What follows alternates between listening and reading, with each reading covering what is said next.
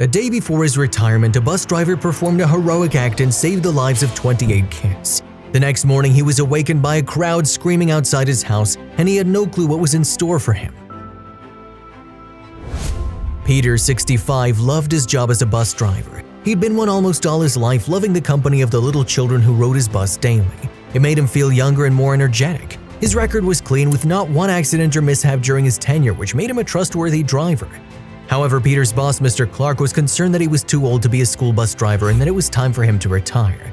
Peter obviously couldn't let go of the job he loved the most, so Mr. Clark had no choice but to be extremely firm with him. He called Peter to his office and told him it was about time he made retirement plans. "You don't have a choice here, Peter," he said sternly. "We don't want to invite any risk to the children who take your bus every day. We need a replacement at this stage."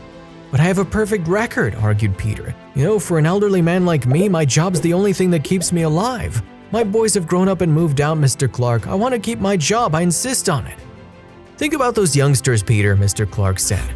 "I didn't want to bring this up, but didn't you mention before that you've been having some health problems lately? Would you take responsibility if something bad happened to those children? Try to understand what I'm telling you here." Peter thought it over and very reluctantly he gave in to Mr. Clark's request. It was true his health was failing him. He couldn't risk the kids' lives knowingly. Peter decided to retire a week later. He would miss being a bus driver for the school kids, and he would miss their lovely giggles, stupid pranks, and silly smiles. Those kids were his life. After leaving Mr. Clark's office, Peter went about his job and returned home to his lonely life. His wife had died years ago and his sons had settled with their families in different states. They hardly visited him, so his job was the only thing that kept him occupied. But that would be gone now too, and Peter wondered what he would do without it. He didn't have any hobbies in particular. His job and the joy of seeing his young riders every day were the only things that kept him sane. "This'll be a painful journey," he thought sadly. Unfortunately for Peter, time flew by and his retirement day approached quickly. The day before his last day, Peter was dropping off the kids at his first stop when he looked out the window and saw a lady on the road who'd fainted. He asked the kids not to leave the bus and got down to help the woman. "Ma'am, are you okay?" Peter asked her, gently tapping her on the shoulder.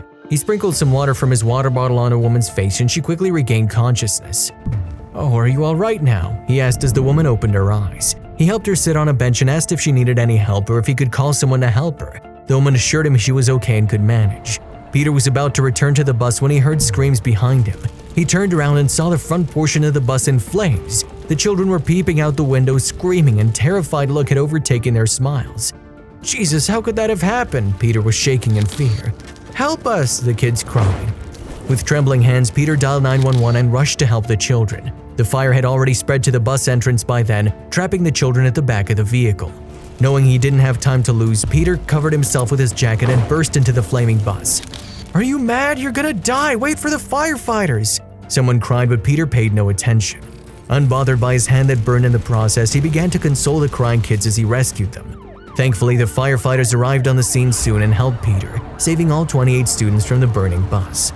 In tears, the kids surrounded Peter and hugged him, and Peter's eyes welled up too. "Dear Lord, I'm glad you're all safe," he sighed, hugging them back, relieved that no one had been injured. He would later learn that a fault in the engine had caused the fire. The next day, Peter woke up to loud shouts coming from somewhere close. He got up from his bed slowly and stopped right by the window. Peering outside, he noticed a huge crowd gathered on his street. "Why are all those people outside my house so early in the morning? What's happening?" Peter wondered as he hurried downstairs at the front door. There he saw the entire school where he worked gathered. Kids, teachers, parents, and even his boss. "What's wrong? What are y'all doing here?" Peter asked, approaching him. Mr. Clark started clapping and everyone joined him. "You're a hero, Peter. You saved the lives of those young children and we had to do something special to thank you. You can keep the job," he added. "Even younger drivers would have shuddered to get into a burning bus, but you didn't. We appreciate that and we're here to thank you for it. What do you think about it?"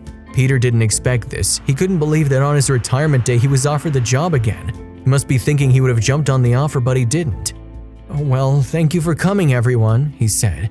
"But I'm worried I won't be able to pull that off again. I'm declining the offer. I refuse to work as a bus driver from now on."